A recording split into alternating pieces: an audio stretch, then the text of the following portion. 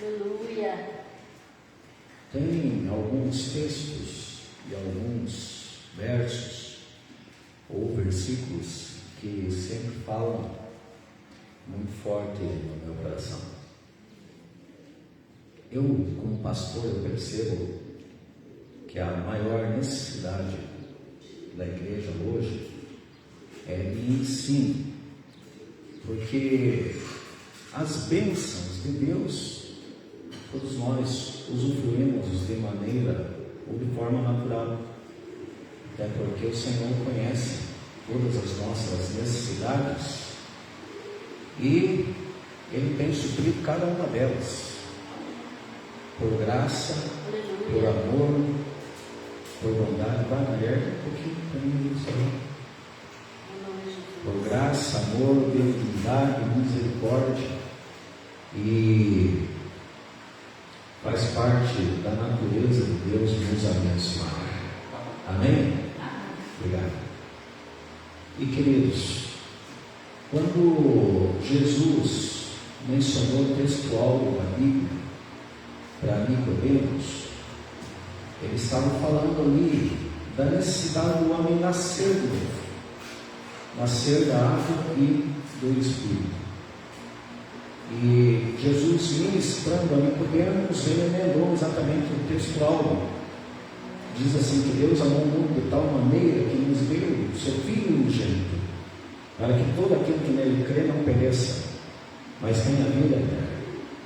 E assim sendo, eu estava ministrando no seminário esses dias não, especificamente segunda-feira, e eu estava falando, agora desse novo ensino acerca de pneumatologia, acerca da pessoa do Espírito Santo. E quando Nicodemos se dirige a Jesus, ele aborda algo que eu percebo que é exatamente aquilo que eu estou dizendo aqui à igreja. Se você puder abrir no capítulo 3 de João, se você puder conferir comigo, no capítulo 3 de João,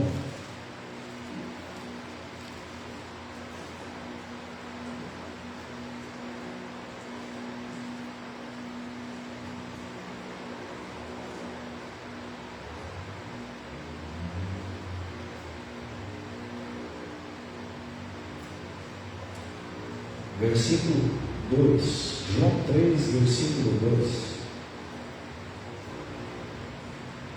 diz assim: ele foi encontrar-se de noite com Jesus e disse-lhe: Rabi, sabemos que és mestre, vindo de Deus, pois ninguém pode fazer os sinais que tu fazes, se Deus não estiver com ele.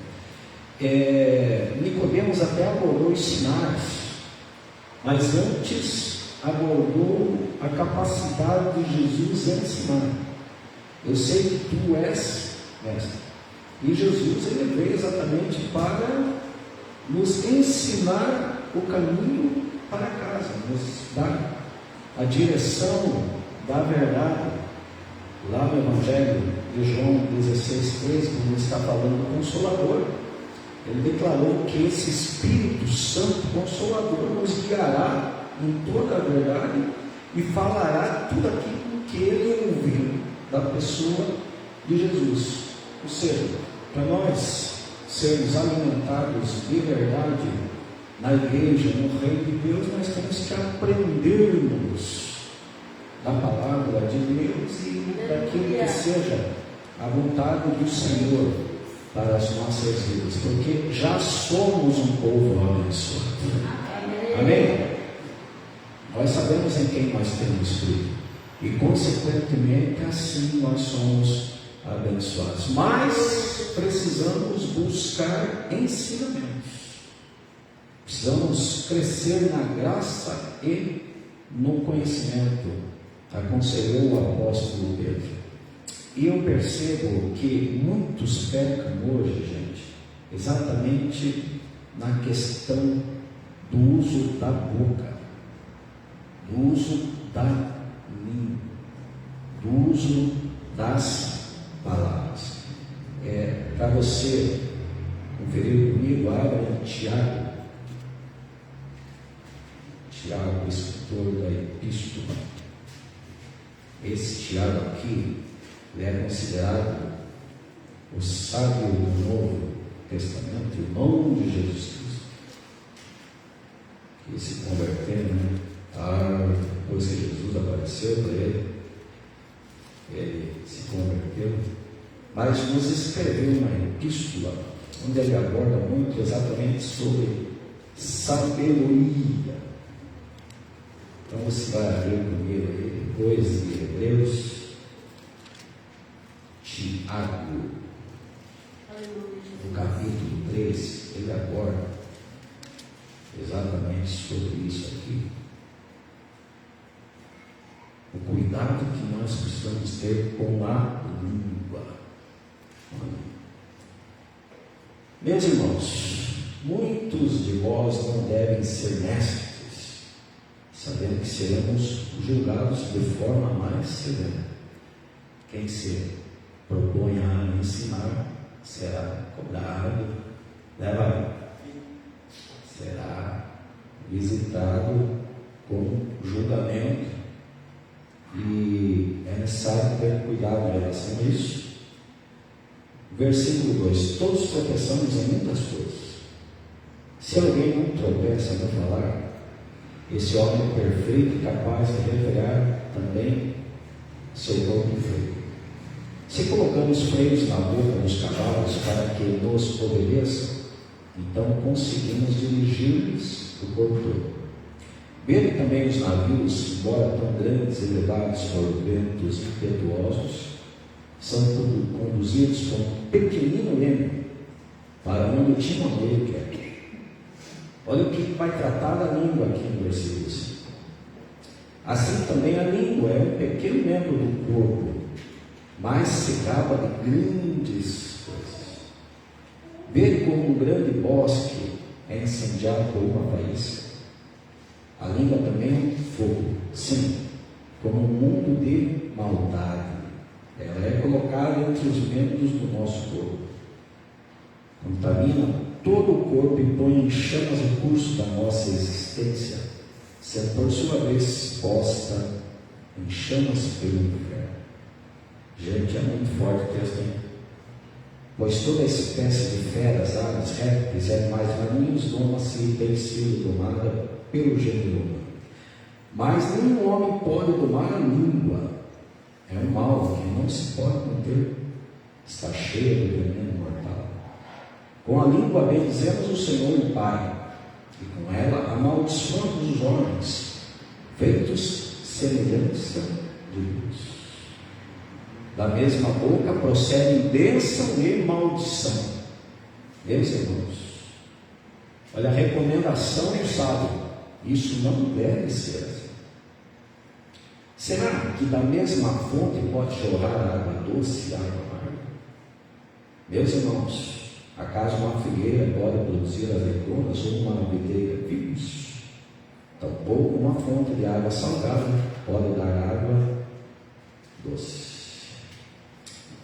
É um texto forte e bem compreensível, que está muito ao nosso alcance, para que nós saibamos como lidar com as nossas palavras, saibamos lidar com a nossa língua.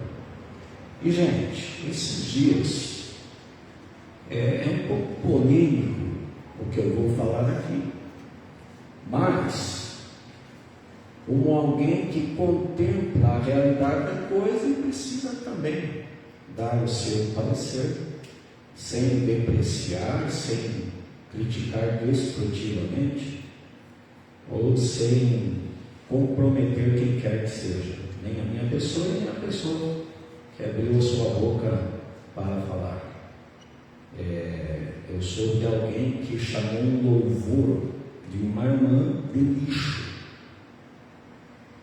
e até eu postei lá nos grupos um parecer do irmão Júnior, não sei quem assistiu. O irmão Júnior estava tratando exatamente desse assunto. E, no meu ver, queridos, eu achei algo muito forte, algo veementemente pejorativo, você considerar um louvor um lixo. Na verdade, essa questão de julgamento, todos nós seremos julgados, e com a mesma medida que nós julgamos, disse Jesus. E Jesus também declarou no Evangelho de Mateus 12:37 que pelas nossas palavras seremos julgados ou condenados. É muito complicado nós ficarmos taxando, principalmente aquilo que diz respeito ao reino de Deus ou que concerne as coisas de Deus, nós ficarmos taxando disso ou daquilo, ou desmerecendo, ou desqualificando, porque o julgamento só cabe a Deus. O julgamento só cabe a Deus. Agora, o que cabe a nós é a prudência, é a sabedoria no lidar, é a contenção no falar. Aleluia. É ter cuidado para não magoar e não machucar quem quer que seja. Porque, queridos, se nós somos cristãos e primamos por bom testemunho, é necessário que as pessoas consigam contemplar quem nós somos por palavras e atitudes. É óbvio isso, todo mundo sabe disso. E o uso da boca é muito relevante nesse sentido. Então, nós como cristãos, amados, devemos ter muito cuidado com o uso das palavras. E Davi, nesse Salmo 143, eu acho louvável aquilo que ele orou para Deus, porque ele está numa sequência aqui de oração. Ele falou assim: Senhor, guarda a minha boca. Amém. Põe um zíper, ele está dizendo assim. E eu penso também, queridos, essa é a minha opinião, eu penso que se for para sair por aí, falando o que? Não, mas fique quieto. Porque, como o próprio Tiago aconselhou no primeiro capítulo, 19, todo homem seja pronto para ouvir, tardio para falar. Esse é o entendimento que nós devemos ter em relação às palavras, em relação ao uso das nossas palavras. Só que Tiago, ele colocou aqui, queridos, que a nossa boca tem tanto poder para abençoar e amaldiçoar. Então, se nós somos servos de Deus, se nós somos cristãos, qual é o nosso dever? O nosso dever é abençoar. E quando abençoamos, aí nós estamos fazendo a coisa certa. Jesus ensinou nós orarmos por aqueles que nos perseguem, abençoar aqueles que nos amaldiçoam. Será, eu pergunto para mim e para você nessa tarde, será que nós já chegamos nesse nível? De orar por aqueles que nos perseguem e abençoar aqueles que nos amaldiçoam? Será que nós já chegamos nesse patamar? Vale a reflexão, porque são recomendações provenientes do coração de Jesus para a sua igreja, para que consequentemente nós sejamos abençoados e visitados por Deus. E, queridos, tem um texto também que fala muito ao meu coração, que está em Eclesiastes. Se você quiser abrir, eu já estou partindo para você, né? Você bem breve. Eclesiastes, capítulo 5. Aí o sábio do Antigo Testamento de Salomão, e agora aqui. Há quem acontece que foi Salomão quem escreveu Eclesiastes, mas eu acredito que foi ele na sua velhice, quando ele já tinha feito muitas coisas que até desagradaram o coração de Deus, mas tinha perfeito. Eclesiastes 5. Ele escreveu assim: seja reverente quando fores à casa de Deus. É melhor aproximar-se para ouvir do que fazer como os tolos que oferecem sacrifícios sem saber que agem mal. Olha aqui o conselho do sábio no Antigo Testamento: não te precipites com a boca, nem seja o teu coração impulsivo para fazer promessa alguma na presença de Deus. Porque Deus está no céu, tu estás na terra. Portanto, qual que é a sequência aí? Sejam poucas as tuas palavras. Sejam poucas as tuas palavras. É por isso que eu tenho evitado falar. E só falo quando convém. Eu brinco que eu gosto de me relacionar com pessoa que fala bastante. Aí eu só ouço.